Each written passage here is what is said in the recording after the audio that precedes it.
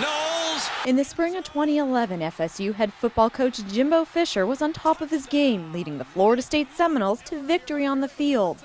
But off the field, Coach Fisher was fighting a personal battle.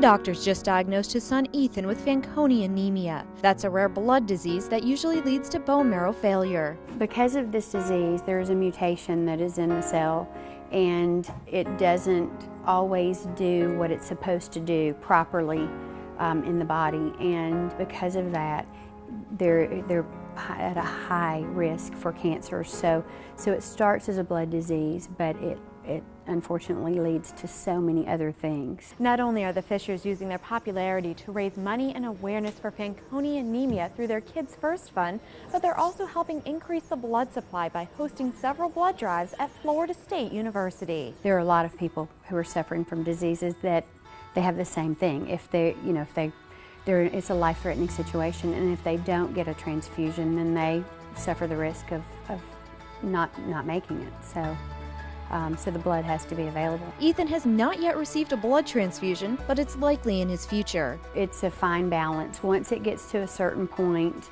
they'll transfuse him if they have to, but they try to be very careful about how often or how much he is transfused. So, but when that day comes, it's critical because his numbers would be so low that without a transfusion, he would die.